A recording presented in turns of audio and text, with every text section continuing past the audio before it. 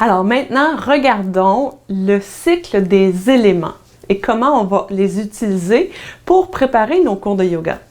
Alors, si on regarde à la base, l'élément qui va nous donner la fondation, ou par exemple dans les postures de yoga, ou qu'est-ce qui va aider à laisser les autres éléments finalement à prendre vie, eh bien c'est l'élément terre qui est à la base.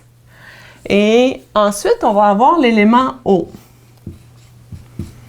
Donc ça, c'est les deux éléments qui vont créer la fondation nécessaire pour que tout le reste, tout le cycle de la vie prenne tout son sens, en fait.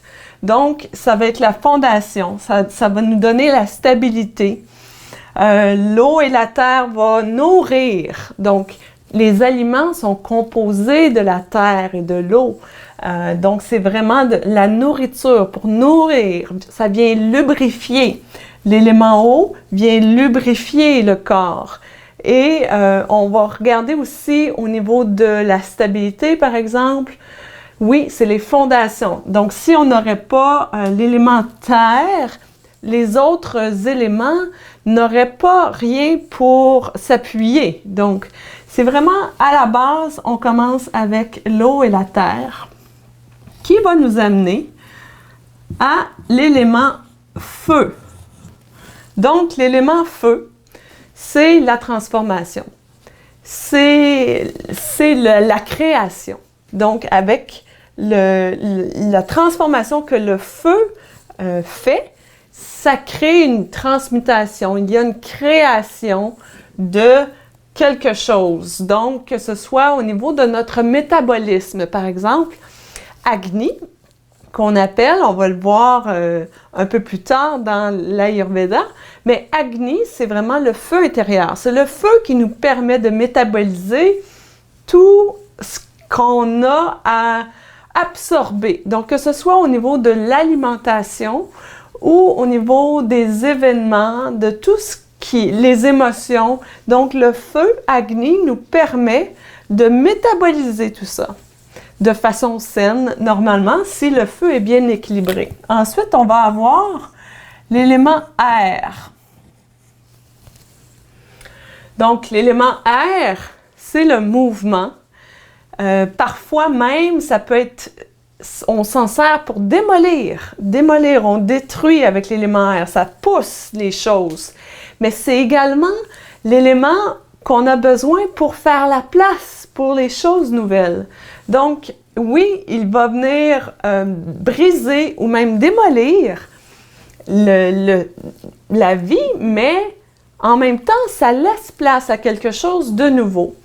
Donc, le cycle qu'on regarde eau, terre, feu, air, alors il est perpétuel.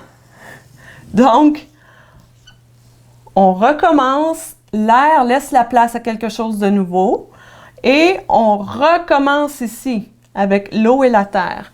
Donc, on pourrait dire que quand on regarde ça, je vais essayer de voir si je peux utiliser une autre couleur pour que vous puissiez voir la différence. Donc, l'eau, la terre, c'est la naissance.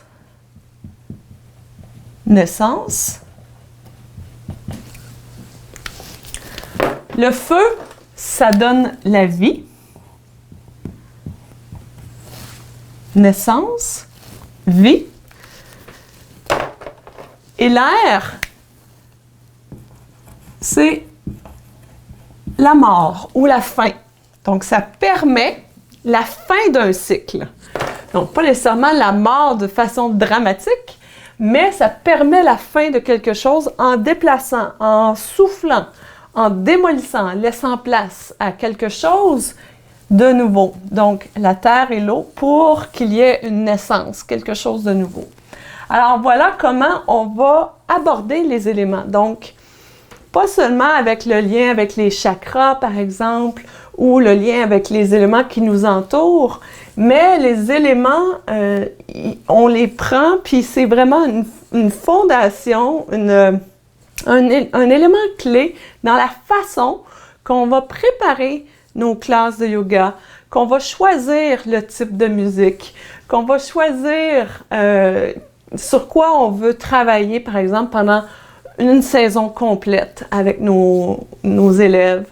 Donc, c'est vraiment, oui, les éléments, mais quand on parle, on dit, bon, on va travailler au niveau un petit peu plus feu.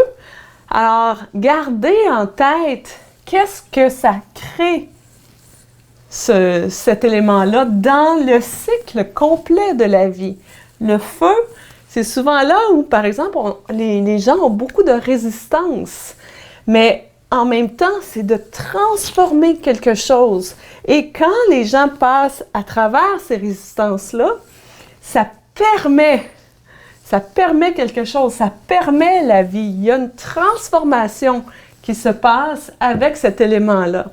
Alors, par exemple, c'est un des exemples que je pourrais donner, mais c'est quelque chose de très puissant. Alors, utilisez-les toujours avec ça en tête.